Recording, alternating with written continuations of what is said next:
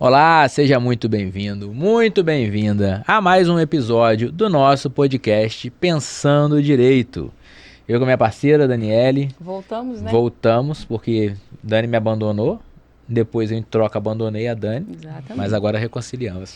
Brincadeira, são os compromissos que acaba, a gente não consegue encaixar 100%, né? Como. Mas hoje estamos com um podcast muito legal. Por quê? Eu acho que está muito especial hoje, porque nós estamos trazendo novamente um convidado que veio lá no início. Exatamente. Muito legal isso. E olha, esse convidado, ele veio no segundo episódio. E hoje ele está retornando porque houve uma atualização na lei do que ele falou lá naquela época. Então a gente precisa voltar ao tema e se atualizar para que a gente possa se proteger. Mas hoje ele está voltando depois de mais de 30 episódios. Nós já passamos de 30, olha que legal. E aí, muita coisa a gente já gravou, hein? Muita coisa, muito conteúdo, muito assunto legal. Pra quem não acompanhou, é só ir lá no YouTube, tá tudo lá, todos os episódios gravados. E tem muito assunto legal. Tem empresarial, penal, trabalhista, muita coisa assim. Muita variedade. Muita variedade, falta de conteúdo não vai ser, né? Não é. E ele tá de volta, vou deixar você anunciar o nosso. E ele tá de volta, antes de eu anunciar, e ele tá de volta para trazer essa novidade na lei. E especialmente porque a gente está num momento que a gente vai precisar ficar atento a essa novidade. Verdade. Né? Então, muito obrigada, doutor Bernardo, por ter voltado aqui para conversar com a gente. E nesse momento, como eu disse, não uma preocupação de fazer agora, mas já tomar cuidados agora para não ter problemas no futuro. E aí, o tema que você vai trazer hoje para a gente tem a ver com o planejamento, que você falou no nosso segundo episódio, só que agora é um pouquinho mais específico, né? Fala pra gente o que aconteceu, o que mudou, sobre já adianto que é para não perder dinheiro, então fica ligado. Exatamente. Né? Vamos economizar uma grana aí. Exatamente. Então, primeiramente, agradecer pelo convite novamente aqui. Fico feliz em saber que fui o segundo, né? E agora já mais de 30 convidados já passaram aqui, já contribuíram com o curso. Então, fico feliz de estar participando de mais um episódio aqui com vocês. E sim, o assunto de hoje, né? Tratar um pouco sobre algo relativamente recente, né? Que é a mudança da reforma tributária que vai vir com a tributação da alta renda, que envolve aquela questão da isenção daquela camada mais pobre da população, né? Que recebe até R$5.000, que agora vai ser isento, né?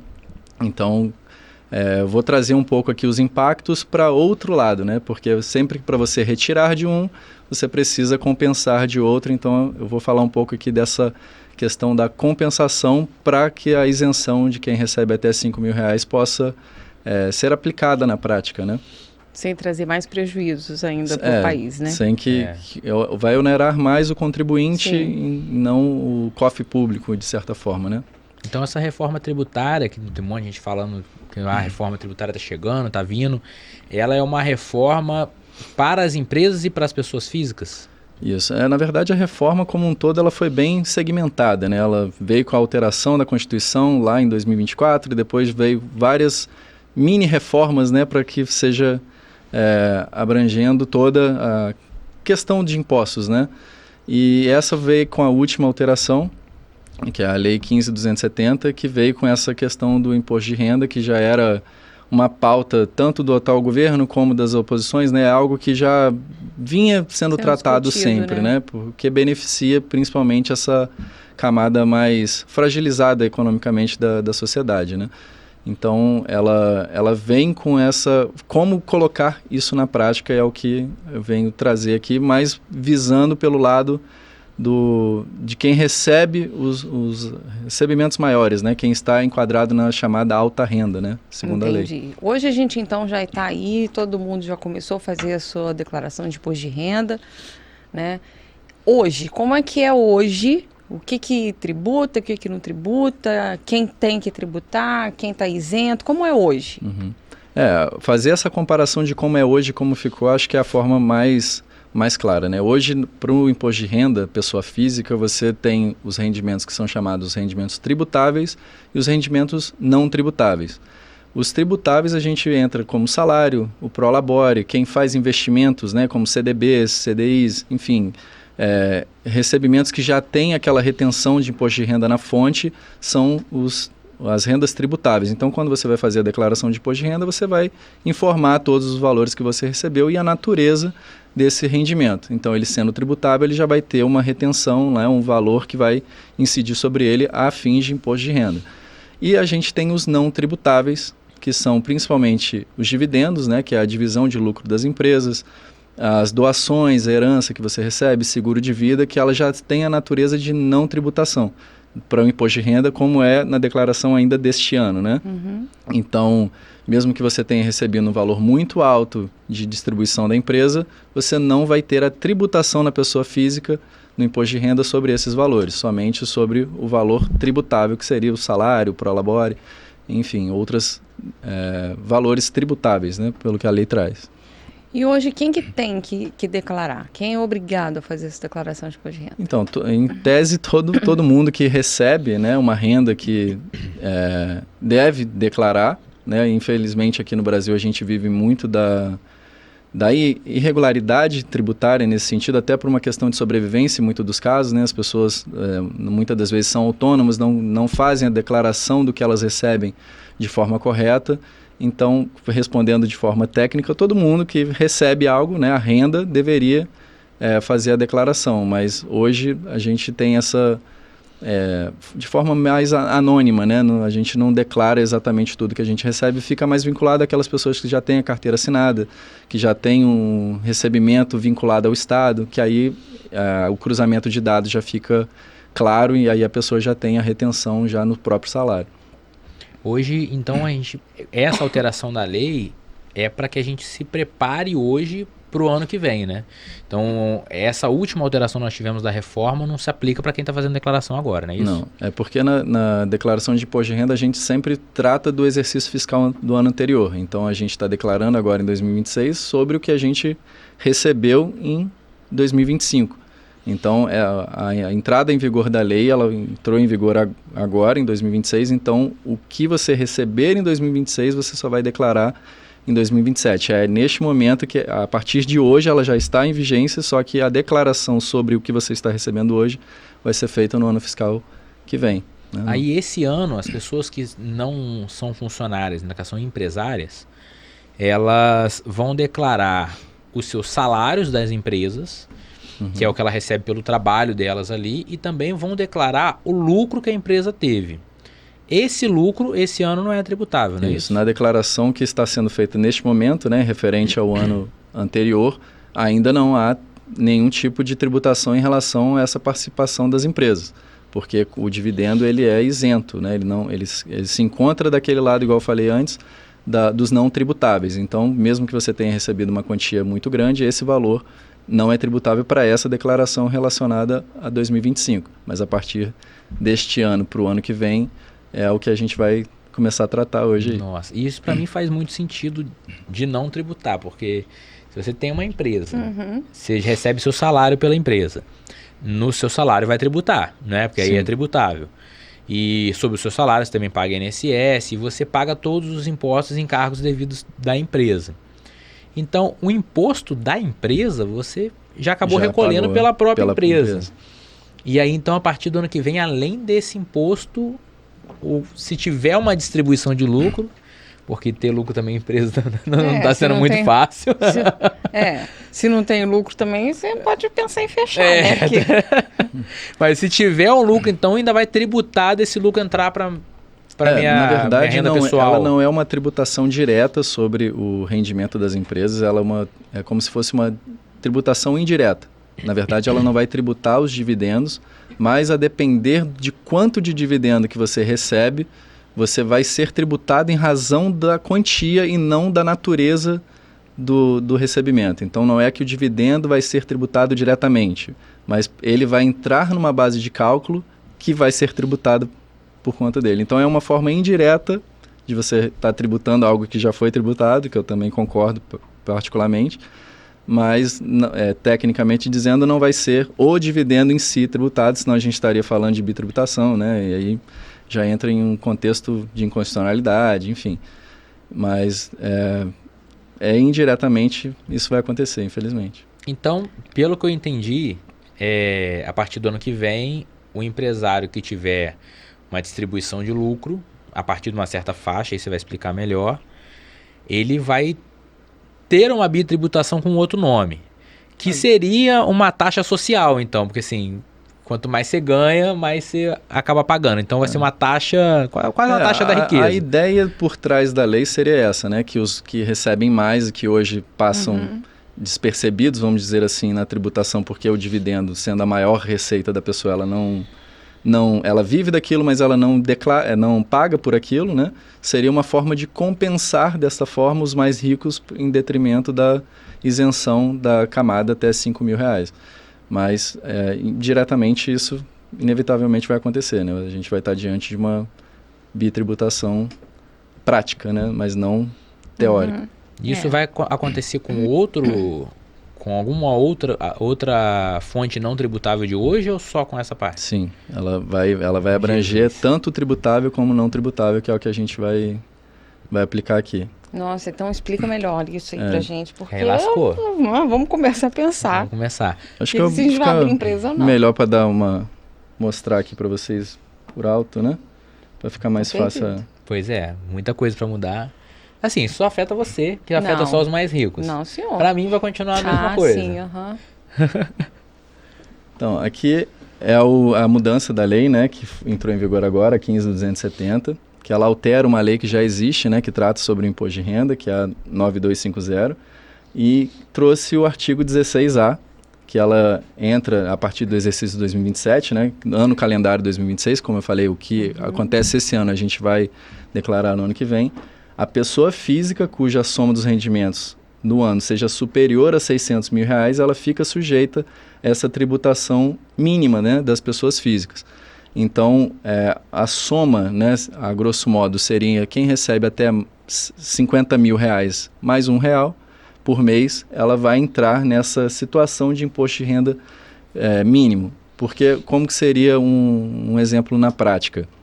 Se uma pessoa hoje ela recebe 100 mil de salário, está tributável, e ela recebe 1 milhão de dividendos, hoje ela vai tributar em cima dos 100 mil e 1 milhão vai entrar limpo para ela. Então ela tem esse ganho não tributável na pessoa física dela. Óbvio que já foi tributado esses valores na empresa, né? Já foram recolhidos os impostos, por isso que o dividendo ele vem limpo. A partir do ano que vem, né, na declaração do ano que vem, se a soma tanto do tributável como do isento, que seria nesse caso aqui o dividendo, ultrapassar esses 600 mil, aí ele vai além do valor que ele já seria tributado com o valor anterior, ele ainda vai entrar numa alíquota de que menos do que aquilo ele não vai poder pagar. E aí existe um cálculo que a própria lei traz, que é para a gente chegar neste valor. Tá? Então, se a pessoa recebe como dividendo 51 mil por mês, ela já vai cair nessa regra. Se ela se manter durante o ano ganhando 51, média, né? A média dela ultrapassar 600 mil, aí ela vai ter uma tributação mínima de imposto de renda. Se ela era isenta, por exemplo, porque dentro dos 100 mil que ela recebia, ela tinha plano de saúde de filho, escola, medicamento, e aí ela era isenta, não pagava porque deu a alíquota zero, agora ela vai ter um mínimo que mesmo que aqui desse zero, ela vai ter que pagar um mínimo. É isso que a lei trouxe. Para quem recebe... Mas aí, pelo que eu entendi do texto da lei, me corrija se eu estiver errado, não é se ele recebeu uma média acima de 50 mil reais dos rendimentos não tributáveis, porque a lei ela é vai de somar todos os tudo. rendimentos. Isso. Então, se a pessoa recebe 30 mil reais por mês de distribuição de lucros, mas o salário é 20.001, ela vai entrar pagar nesse mínimo, exatamente. Então, ano, 600 mil, independente se é tributado ou não. Isso, vai somar tudo. Tá. É por isso que a gente entra naquela situação do indireto, porque ela vai entrar numa base de cálculo que vai ser tributada. Sim. Entendeu? Ela não está tributando diretamente a fonte, mas a soma dela vai entrar na tributação. Trouxe um quadrinho aqui para facilitar, que é como que ela vai se aplicar, né? Então, para quem recebe até 60 mil no ano, entra na isenção, que foi o que a lei visou beneficiar, né? Hoje está em quanto essa isenção? A isenção, se não me foge, fica em torno de 2 mil... 2 mil e pouco, né? 2 mil e pouco. 2.800 Agora me pouco, fugiu Aumentou essa isenção, né? Significativamente. Sendo totalmente técnico aqui, não é que a isenção aumentou, a isenção continua baixa, mas a lei trouxe mecanismos que, se der 5 mil, ela vai zerar a alíquota. Então, ela trouxe mecanismo para zerar. Não é que a isenção subiu para 5 mil. Ela continua no patamar anterior, só que ela leva a alíquota a zero, caso fique dentro desse limite de 60 mil no ano. Entendi. Tá? E aí a gente tem um pouco de redução de imposto de renda para quem recebe até 88.200. E para quem está nessa faixa de 88.200 até 600 mil, vale a mesma regra que se aplica hoje, não mudou absolutamente nada. Então, se eu recebo dividendos que fiquem dentro de 600 mil no ano, eu não vou ter a tributação, que é a nossa preocupação, né, da bitributação do dividendo, ela não vai se aplicar desde que fique dentro dessa faixa de 600. Então, por exemplo, se a pessoa recebe 20 mil por mês de salário e mais 20 mil de dividendos por mês, no final do ano não ultrapassou 600, a regra é a mesma que vale hoje, não vai mudar absolutamente nada, ela só vai ser tributada em cima dos 20 mil de salário dela. Aí o que altera é quem recebe acima de 600 mil por ano até 1.199.999, que é essa alíquota de 0 até 10%, que é o mínimo. Então, no exemplo que a gente tinha trazido, se a pessoa não pagava imposto de renda em cima do que era tributável, agora ela vai somar as duas e ela vai ser obrigada a pagar de 1 até 9%. Se o ano for mais de 600 mil. Se for mais de 600 mil e menor de 1.200.000. Ela vai ser ela vai pagar algum imposto, ela não tem como não pagar imposto nenhum, né? E o imposto de renda mínimo de 10% é quem recebe mais de 1.200.000 por ano, aí a alíquota já é fixa de 10%. Então, se antes ela era isenta, agora ela vai pagar 10%. Não tem como ela não pagar nada de imposto. Tá? Mas é 10% além da outra progressão, não é? Ela vai somar tudo e a alíquota mínima dela vai ser 10%. Agora, se o que ela já tributou nos rendimentos tributáveis já fez a compensação dos 10%, aí ela não vai ter que pagar mais 10%. A alíquota dela mínima vai ser 10%. Mas se antes ela pagava 12%, ela vai continuar pagando 12%. Entende? Só que na maioria dos casos a pessoa já não pagava isso tudo, né? Então é aí que a lei entra para que essas pessoas que não tributavam, porque recebiam muito dividendos, por exemplo, na pessoa física, comecem a pagar também para que a compensação dos 5 mil seja possível. Nossa, esse negócio é muito difícil. Nossa. É difícil ganhar dinheiro. Quando a pessoa consegue ganhar dinheiro, ainda surge esse problema. Nossa, é muito louco. Aí, vamos botar num exemplo prático. Uma pessoa ganha 10 mil reais por mês. Então, ela vai ganhar aí 120 mil por ano. Sim. 120 mil por ano, ela não vai estar nem na isenção, nem na redução. Vai estar no imposto de renda atual progressivo. Vai estar recolhendo 27,5, não é isso? Até 27,5 é quase impossível chegar, mas ela vai até 27,5. Então ela vai estar nessa faixa aí, isso, de 27,5. Aí essa pessoa vai recolher os 27,5, ok. E aí ela recebeu uma doação de 1 milhão. Quanto que ela vai pagar?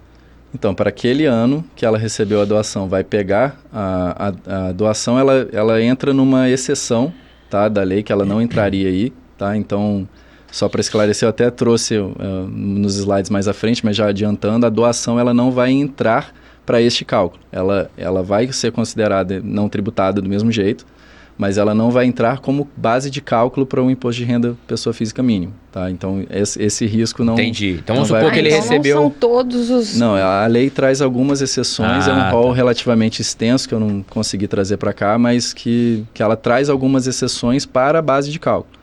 Tá, ela vai continuar sendo não tributável nesses exemplos. Então, vamos supor que ele recebeu 1 milhão de dividendos, de distribuição de lucro. E o salário de 12 mil. Aí, nesse caso, vai entrar. Aí vai somar as duas e a gente tem um cálculo aqui, que é o próximo slide. Quer que eu já mostre? Pode. Que facilita um pouco. Saber quanto cada ano vai pagar. Que aí até trouxe um exemplo aqui para ficar mais fácil, que a própria lei ela já trouxe a base de cálculo, como que vai funcionar a alíquota, né? Então, superiores a 600 mil e inferiores a 1.200.000, lembrando que a 1.200.000 para cima já é a alíquota de 10%, então já é garantida. Então, essa faixa vale para quem está entre os 600 e 1.200.000. Então, você vai pegar o rendimento total que a parte teve, então, no caso aqui no nosso exemplo foi 900 mil, e vai dividir por 60 mil, que é o que a lei traz, né, ali embaixo, e vai dividir. Aqui no exemplo deu 15, e aí a gente abate 10, e aí o que ficar no final é o que de fato a alíquota que ela vai ter que pagar. Então, naquele exemplo anterior, se ela tinha 100 mil de salário, igual você fez, e recebeu 800 mil de dividendo, se antes ela não pagava nada, agora ela vai pagar um mínimo de 5% sobre o lucro total que ela teve naquele ano. Entendeu? A grosso modo é isso que a lei está trazendo agora. E sobre os 100 ela paga até 27,5%? Não, vai somar, o cálculo vai ser igual. O imposto de renda pessoa mínima, né, que eles estão trazendo é que você não pague menos do que aquilo. A sua soma anterior já pode ser maior que 5, pode acontecer. Por exemplo, um juiz que recebe um valor de salário muito alto, mas o salário dele já é tributável. Então, às vezes, a alíquota base do juiz já vai ser 18, 20. Então, mesmo que ele passe dos 600 mil, os 5% não vai fazer diferença para ele não vai pagar 5% a mais. Mas caso ele não recebesse nada que fosse tributável, ele teria que recolher pelo menos 5%. Entendi aonde vai fazer a diferença, então. A diferença isso aí é para estipular um mínimo, então. Isso, então exatamente. A diferença vai ser, por exemplo, a pessoa ganha 4 mil reais por mês de salário. E essa pessoa ganhou 1 milhão de distribuição de lucro. Então, o mínimo que ela vai pagar, sei lá, na conta lá, não sei quanto que vai dar, mas seria os 5%. Sim. E aí esquece os 27,5%, vai ser só os 5% desse lucro. Se antes ela não pagava por questões de plano de saúde, colégio, enfim, Sim. pelas razões dos dedutores que ela tivesse. No mínimo ela vai não ter. pagava nada, agora no mínimo ela vai ter que pagar o cálculo que chegar no final. Independente do que ela comprovar, de despesa, de qualquer coisa, Isso, e da faixa da renda tributável, independente disso. Ela vai ter o mínimo, que é realmente isso, é imposto de renda pessoa física mínima. Menos do que aquilo ali ela não vai ter como não pagar. E óbvio, para quem tem um patrimônio muito grande, o impacto dessa alíquota é muito maior, né? Então, na verdade, vai impactar exatamente quem tem um patrimônio maior, vultuoso. Exato. Especialmente de quem tem lucros, né? Recebe os lucros. Vai impactar especialmente os empresários. Sim. Exatamente. Porque quem tem altas rendas, altos salários, mas já é tributável, o impacto é menor. O impacto, na verdade, nem vai ter nem impacto. Nem vai ter, né? De caso a caso, né? Mas, de qualquer forma, quem já retém muito imposto de renda na fonte, sim, consequentemente vai compensar na hora que ela for fazer a declaração que se esse valor de 5% der 50 mil, quanto que você já me pagou? Eu já paguei 60, então tudo bem. Você não precisa pagar os 50. Mas agora, já passou do mínimo. Mas agora, a minha conta deu 35, então complemente mais 15 aqui, entendeu? É mais ou menos isso. Entendi. E isso até 10%, né? 10% de 1.200.000 é bastante dinheiro. Isso, exatamente. E acima de 1.200.000 é 10%, independente do que for. Tá? Aí eu trouxe aqui também parte das exceções, né? O rol é um pouco grande, né? Então eu só trouxe ali algumas questões que não entram, né, nessa base. Então, ganho de capital, por exemplo, você comprou uma casa e vendeu essa casa e você teve um ganho de capital em cima daquilo. Esse ganho que você teve na venda da casa, ela não vai entrar nesse cálculo somando com o que você recebeu naquele ano para calcular o imposto de renda mínimo. Valores acumulados também no INSS, então você teve uma decisão favorável contra o INSS, ele foi lá e te deu o valor que estava atrasado. Esse valor também não vai ser computado. Porque já não é computado. Isso. Já não é tributado não vai entrar, isso. E no caso não é nem só a questão do tributável, ela não vai entrar na base de cálculo. Como eu falei, a natureza ela não muda, ela continua não sendo tributável, só que ela entra na base de cálculo e aqui entendi. ela não vai entrar. E antecipação de herança, que seria, a grosso modo, também a doação, né? Então eu recebi uma doação ali, a antecipação da minha legítima, por exemplo, eu recebi. Essa doação não vai entrar naquela base de cálculo que a gente viu antes ali para fazer aquela conta, se ficou até 1.200.000. Tá? E a gente pensa às vezes 1.200.000, é muito dinheiro, é muito fora da realidade, mas para uma empresa, isso em ano, né, anualmente, vai impactar muitas empresas. Na verdade, os sócios, né? Os sócios, não as empresas. Isso, né? As empresas elas não são impactadas por essa alteração. Só a pessoa física, exatamente. Mas acaba impactando, né? Porque quando vai fazer a divisão dos lucros, sim, esse sócio... Vamos imaginar, o sócio, aquela pessoa física, é a empresa. É a própria empresa, né? E aqui que entra também um dos serviços jurídicos, né? Que se abriram para a gente, que trabalha com essa parte de planejamento, é como a gente consegue desenhar formas de que a pessoa fique dentro desse limite, né? Que o ideal seria ficar até 600 mil para que a gente não tivesse essa tributação maior, porque, como eu falei, a regra se aplica até 600 mil, é igual a hoje. Então, se, por exemplo, o empresário, no caso, ou qualquer outro profissional que viva mais de dividendos, né, conseguir a gente desenhar formas que ele receba esse valor, que na pessoa física dele não ultrapasse 600 mil, a gente consegue fazer essa redução da tributação, que, no caso, é um ganho econômico significativo, né? E talvez a maior preocupação, né, que foi muito falado, principalmente essa questão da tributação de dividendos, que foi, assim que a lei saiu, foi muito divulgada, né? Estão tributando dividendos, é o ponto que a gente vai falar no próximo slide aqui, que é a retenção desse valor em fonte lá na empresa. Então, aqui no artigo 6A, né, ela trouxe que sempre que houver o pagamento, creditamento, emprego ou entrega de lucros e dividendos que sejam superiores a 50 mil reais por mês, seja da mesma pessoa jurídica para a mesma pessoa, esse valor vai ter uma retenção de 10% na fonte. Então, por exemplo, você é empresário, está no seu escritório e o escritório performou um dividendo, uma divisão de lucro superior a 50 mil. A sua contabilidade vai ter que reter 10% e distribuir o restante para você. Então, é como se o Estado já estivesse antecipando o valor que você teria que declarar no ano que vem com aquele valor que você recebeu nesse mês. O que, particularmente, eu acho um crime, né? Vamos dizer assim, né? Porque ele está presumindo que você vai receber 50 mil todo mês, né? Porque o imposto de renda mínimo é só para quem recebe mais de 600. Então, se você teve um mês muito bom e os outros meses não ultrapassou os 50 mil, ele reteve um dinheiro que você nem deveria pagar, né? Então, ele se antecipa de algo que você não tem como dizer realmente se eu pagaria ou não aquele imposto, mas o Estado vai te reter 10% na fonte. Isso Você tem que tomar cuidado, O escritório aí vive recebendo 50 mil por mês. Isso é complicadíssimo, eu acho que de vários pontos. Para quem não entendeu a questão de retenção na fonte, uma pessoa que recebe um salário de 10 mil reais por mês, ela ultrapassa ali o teto da isenção. O empregador, ele desconta já do contra-cheque aquele valor do imposto e já passa para o Estado antes da declaração de imposto de renda. Isso que é reter na fonte. Isso nunca aconteceu com o empresário na distribuição de lucro. Aí vai passar a acontecer. Só que ali, ele não está só presumindo, se vai reter na fonte a sua distribuição de lucro, a sua tributação, não está só presumindo que você vai ganhar mais do que 50 mil todo mês, mas também já está te impondo uma alíquota que vai ser calculada depois, porque não é 10%, é até 10%. 10%. Ele ainda está te impondo uma alíquota. Ele está te impondo a alíquota que é aplicada para quem recebe mais de 1.200.000. Pois é. Já está te aplicando então ele está presumindo máxima. Que você vai fazer um faturamento de 120 mil reais por mês, de 100 mil reais por mês.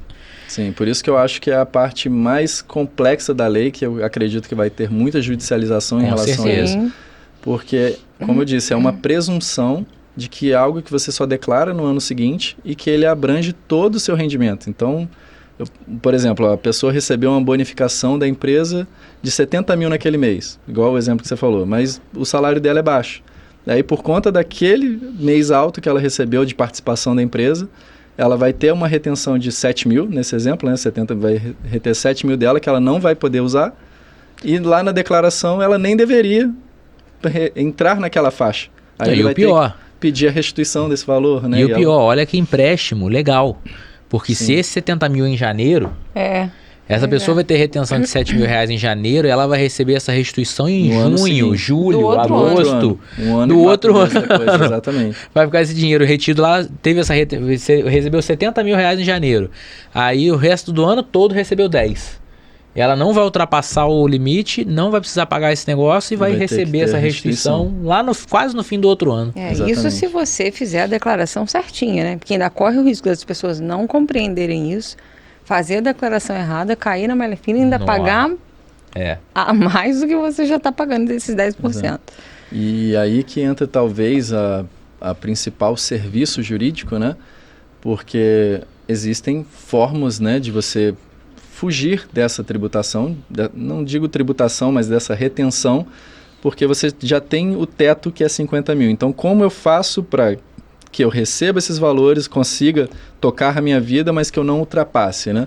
Então, lembrando que essa retenção é da mesma pessoa jurídica para a mesma pessoa física. Então, um dos desenhos que muitas pessoas costumam pensar já de cara é: vou colocar uma empresa intermediária antes da minha pessoa física. Então, eu vou ser sócio da empresa de baixo, eu vou receber dentro do teto, o restante que eu teria direito de receber vai para uma outra empresa, e dentro dessa empresa, que é um outro CNPJ, já não vai se aplicar, né, da mesma pessoa jurídica, então já vai ser uma segunda pessoa jurídica, eu receberia o restante, vamos dizer assim. Então, eu receberia 100 mil, num exemplo, sem a retenção de 10%, que você estaria dentro do limite. Então, assim, esse é um dos desenhos, tem outros também, né, que tem os seus prós e contras. Alguns dizem até de colocar talvez a esposa, o filho na empresa, que aí os custos do filho que eu teria que tirar do meu bolso, ele já tira no bolso dele direto. Óbvio que isso tem muitos impactos, né, mas há desenhos aí que a gente consegue apresentar diante de cada caso para que a gente tente ao máximo fugir dessa tributação, da retenção dos 50 mil, para que o cliente tenha essa liquidez, né, para que ele não perca todo mês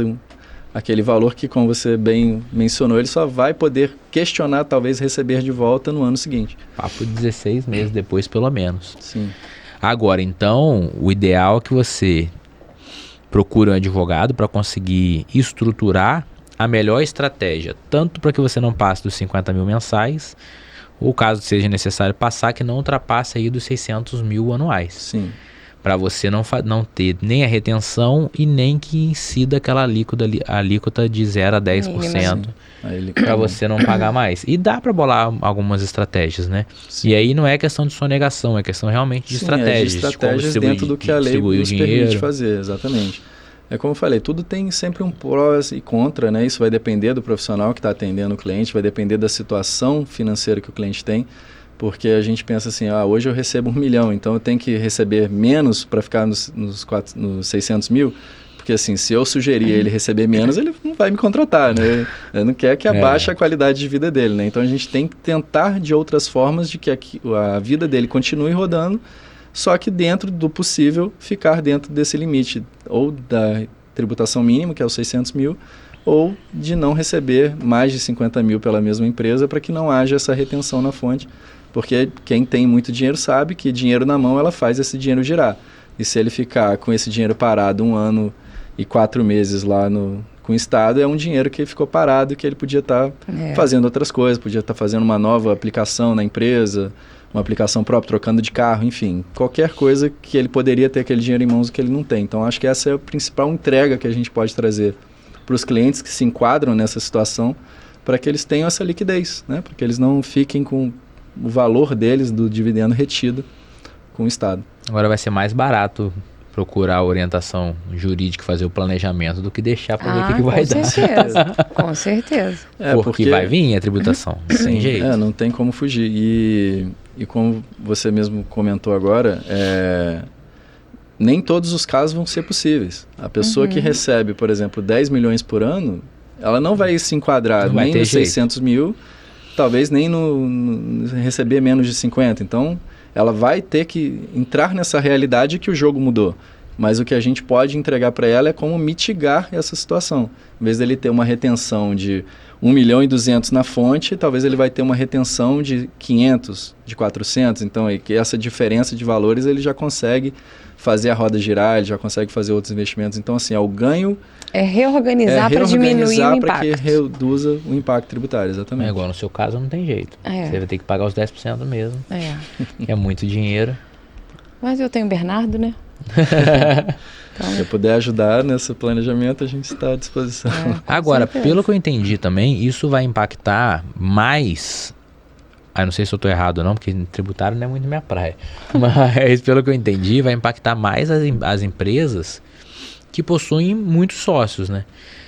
Porque se a empresa tem um sócio, ou o marido e a esposa, que é uma realidade grande no nosso país, né? Aquela sociedade entre marido e esposa ali, constrói sua empresa e vão tocando juntos.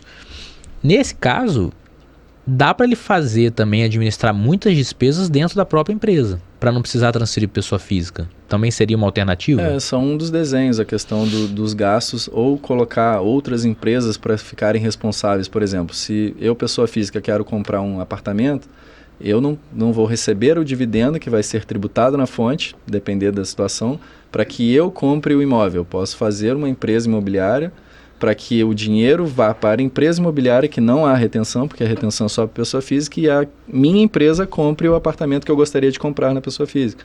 Então a gente foge das duas opções, né? Tanto da renda mínima, porque eu não recebi nada na minha pessoa física, como também não tem retenção, porque o dinheiro foi para uma empresa, pessoa jurídica e não pessoa física. Então é uma saída. Então há situações em que a própria empresa pode ser uma saída para que a gente consiga seguir a vida e não ter a retenção nem a tributação, né? Isso vai ser necessário para as pessoas, né, começarem a pejotizar as questões patrimoniais delas para que a gente evite de uma forma ou de outra o Estado vai receber alguma coisa, seja pela abertura de uma nova empresa, para você fugir disso, de um jeito, né? vai. Ou você infelizmente vai cair mesmo nessa regra, não tem como. Mas o ponto importante é que algum jeito tem, né? Tem um caminho. E então o ideal é realmente procurar o profissional especializado, porque a parte tributária, o direito tributário já é um direito complexo para nós advogados que não somos da área.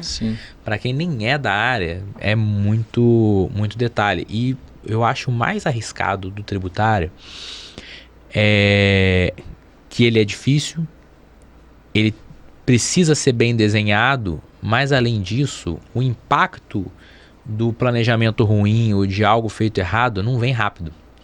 Ele vem a longo prazo, e quando vem daquele jeito, assim, vem um montante pesado, então não pode dar mole. Porque planejamento correto com o profissional certo. Eu já cansei de ver de gente, não, tá tudo certo, nunca cai na malha, nunca deu nada, passa 3, 4 anos, vem a paulada. Porque a Receita tem um tempo ali para poder, né? E ela tem até 5 anos, né? Então, normalmente, elas deixam mesmo para o final do prazo. Porque você acha que tá tranquilo já. A parcela que ela vai abocanhar é maior, né? Sim. E ela acha que tá tranquilão, que deu tudo certo, passou sua declaração, quando vai ver... Sim, e o importante de trazer também que essa mudança da lei, principalmente da alta renda, é que ela é algo que vai procurar os clientes todos os anos. Diferente do que a gente tinha no planejamento anterior, que, né, a preocupação maior era o imposto de doação, era o ITBI, né, porque era de fato um valor considerável, que a gente tentava fórmulas de fugir ou de reduzir esse impacto, mas se você for parar para ver, é uma alíquota de 8% talvez no ITCMD, mas que você paga uma única vez. Aqui no imposto de renda, todo ano você vai estar com essa cobrança, né, e às vezes em alíquotas até maiores do que eram no planejamento anterior. Então, assim, se antes o fantasma era o imposto de doação, se o fantasma era o ITBI, agora o fantasma é a tributação da alta renda. Então, se organizar é o caminho para que você possa se organizar durante os anos, né? Porque todo ano a Receita vai estar fazendo essa cobrança, então não tem muito... E seus dividendos mudam, né? Seus lucros mudam, aumenta, diminui, então... Se não tiver esse acompanhamento de um profissional realmente todo ano... Você vai passar o resto da vida lidando com esse problema, né? Não tem como. Então, se organizar de forma antecipada para mitigar, dentro do possível, né, esses problemas é o ideal. Que bom que somos o país do empreendedorismo, né? Que isso não desanime. Exatamente. Porque é mais carga tributária, mais... E assim, olhando o nosso contexto atual, para o empreendedor não está fácil. Porque vem a reforma tributária e aí não é só, vou pagar mais. É o custo com um advogado para fazer o planejamento sucessório, planejamento tributário. E aí vem a NR1 no direito do trabalho, que é mais o planejamento. E tudo coisas boas e necessárias e complexas. E tudo que demanda uma estrutura pro empresário. Fica cada vez mais profissional ser empresário, mas cada vez mais difícil. E aí entra nossa área, né? Que é o que a gente tem para entregar para os clientes, né? Então, hoje em dia, não ter uma assessoria jurídica, seja em qualquer área que seja, é um risco muito grande que você corre. Risco. Né? E aí aquele empreendedor amador, né, que era muita natureza de nós brasileiros, de vou arriscar, isso começa a ficar cada vez mais arriscado. E Sim. realmente tem que ter o planejamento empresarial, o planejamento tributário, o planejamento jurídico ali pelas questões trabalhistas. Porque imagina, você começar uma empresa hoje sem a implementação das formas corretas de verificação de risco psicossocial, psicoemocional, você cai na NR1. Então, procurar informações antes de abrir o seu CNPJ e sair correndo atrás do seu dinheiro. Porque o prejuízo pode ser muito maior. Muito grande. E aí, pensando, né, nos alunos que estão assistindo a gente, é mais um ramo. Mais um ramo, né? sim. Mais uma, não digo uma área, mas é mais um ramo mesmo de atuação, né? Sim. Para ficar atento e ligado a essas atualizações aí. Sim, e eu acho que a questão tributária sempre vai ser algo muito importante aqui no nosso país, né? Porque a gente naturalmente já tributa muito. Então, ter nem que seja o mínimo de conhecimento de tributário, você vai precisar ser para poder estar atuando no direito, né? Seja na área de família, você tem que conhecer um pouco de TCMD, de TBI, de imposto de renda também. A pessoa que trabalha no trabalhista, no previdenciário também tem ligação. Então, empresarial nem se fala. Então, tem que ter o conhecimento de tributário, independente seja a sua área de atuação principal ou não, é algo mesmo que não gostando de conta. Que é o contrário do nosso curso, né, de forma geral, mas infelizmente a gente tem que estar buscando estar sempre atualizado para poder entregar para o cliente situações como essas, né, que são recentes e como que eu entrego um serviço para ele, né? Então fica esse relato, né, da nossa prática aí para quem está assistindo. Bernardo, você sabe que o podcast está sempre aberto para você toda vez que tiver uma atualização. E vai ter. Vai ter. Uma garantia. As pessoas vão precisar de advogado para fazer esse acompanhamento, né, dos planejamentos, e a gente vai precisar do Bernardo para vir trazer essa atualização para a gente. Com certeza. Todo ano. Todo ano. Porque tem um negócio, eu acho que são as duas áreas que mais atualizam, que o povo veja o povo louco, é tributário e previdenciário. Duas áreas ali que, olha, sempre tem coisa nova, sempre estão mudando. E são realmente áreas dinâmicas, né? Sim. Que mexe com a população. Do nosso país é isso, jeito. Não tem como. Muito legal. Obrigado por ter vindo esclarecer. Espero que tenha ficado claro dentro do possível, né? Que tributário é sempre algo que é difícil da gente estar apresentando. Tentei trazer os casos práticos aqui para que a gente possa trazer essas informações para quem estiver assistindo e fico aberto aí a novos convites para a gente estar conversando mais aqui. Mas se tiver alguma dúvida, né, se as pessoas que estão assistindo a gente tiver alguma dúvida, elas podem mandar as perguntas, Sim. né, ou diretamente para você, que depois até vou te pedir para você deixar aqui o seu perfil, ou para o nosso e-mail e a gente entra em contato com você e responde lá. Respondo para vocês. Né? Mas antes da gente finalizar, a gente tem o famoso recado, né? Uma mensagem para você deixar para quem está ouvindo a gente. Então, deixando aí o recado para os alunos, um pouco que eu já antecipei aqui. Tente sempre estar atualizado, seja da área que você goste ou não. Se o direito precisa ser entregue para o cliente, se aperfeiçoe, esteja sempre atualizado, seja no caso de tributário ou qualquer outra matéria do direito, que você possa pensar que eu não vou precisar disso lá na frente. Mas é sempre importante a gente ter esse conhecimento amplo, porque o direito ele é amplo. Uma questão de família pode envolver direito imobiliário, pode envolver direito trabalhista, tributário, enfim. Então, sempre ter esse conhecimento atualizado é o ideal para a sua atividade na advocacia no futuro. E é isso. E para quem quiser te mandar as perguntas direto, manda para onde? Pode mandar para o @BernardAdvogado, tá? Tem no Instagram. Também vou deixar aqui com o curso, tá? Disponível para vocês. Então, tendo alguma dúvida, só encaminhar que eu vou ficar mais do que feliz em responder. É Bernard Advogado? Eu vou encaminhar escrito para vocês. Que é Bernard com demudo, não é isso? Isso, com demudo. Aí encaminho para vocês. Tá bom? Maravilha. Obrigada, e é Bernardo. Isso. E quem quiser mandar para a gente, tanto perguntas quanto sugestão de convidados ou de temas, direito@for.org.br. E fica ligado, toda quinta-feira, 19 horas. Tem um episódio novo, não é isso, Tânia? Exatamente. Até o próximo.